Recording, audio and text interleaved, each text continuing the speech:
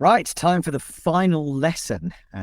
Prioritize and select. Now, this is just a simple method and it will be short, I promise. I don't believe you. Right, now that you've got all of your ideas that everyone's come up with, you're going to want to spend the first 10 minutes doing some categorization. So have everyone read through the board and put together any ideas that are the same. Not similar or in a similar realm, the same. Write it on the moon, write it on Mount Everest, write it in his farmer's field are not the same ideas. They're similar, but not the same. So don't put them together. This serves two purposes, right? It means that votes aren't going to be spread out between ideas that are the same because you've got them on the board, but also it will just help remind people what they were talking about and which ideas have gone up there. So it's sort of a refamiliarization exercise as well. Once you've done that, you're going to choose your top 5 ideas from all the ideas that you've got. It might be that you only end up taking 3 forward, or you only want the top 1 or the top 2, but a top 5 is like a good manageable number to finish with, and it gives people a little bit of flexibility about where they want to put their votes. It's easier than just saying, okay, everyone choose your top idea and we'll just go with those. Before you start the voting though, you're going to want to revisit the axioms that we spoke about in lesson 1. Remind everyone of the design constraints that you established and what the purpose of these ideas is. The reason for that is that you need to be clear that this isn't about your sort of subjectively favorite idea. You might love yellow, but if it's going to make a user's bath, it can't be yellow. And yes, I know that basically discounts everything that's on the screen right now, but I wanted images that looked the same and were from the same angle, so I went to McDonald's.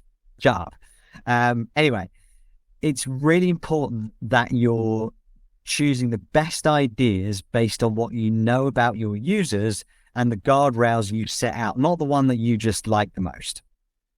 If it doesn't work for your users and it doesn't exist within those guardrails that you established, you shouldn't be voting for it. The way that you're going to vote, or the way that you're going to get your participants to vote, is number 1 is your top idea. That's the best one.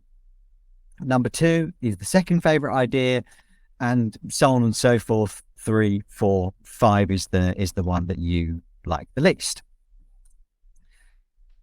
And then what you're going to have to do is a little bit of maths. The way that this is going to work is anything that scored number 1, or it was number 1, gets 25 points.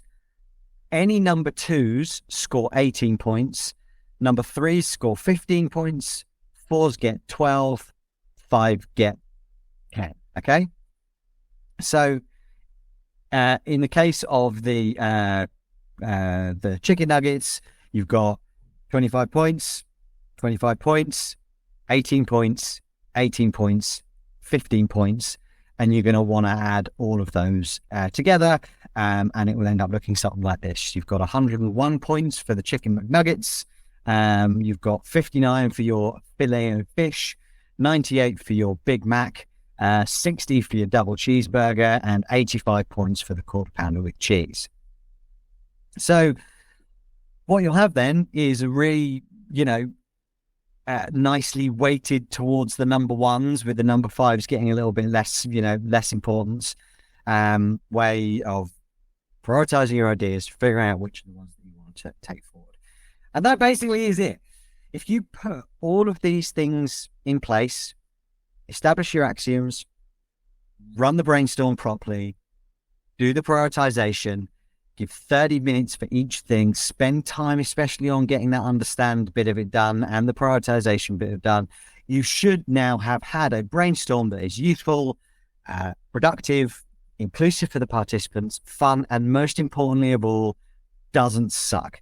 So good luck. And as always, if you need my help, if you've got one of these things that you want to plan out and you're not really sure, how you should be applying these things, or if you think there might be a few little idiosyncrasies or something that's unique about this, get in touch with me. I'm here to help. Come and speak to me. Send me a message on Slack. But if you're happy with everything, I will just say good luck, go forth and have brainstorms that don't suck. Thank you very much for watching these lessons. I really hope it's been helpful and informative. And yeah, have fun with it. Thanks very much.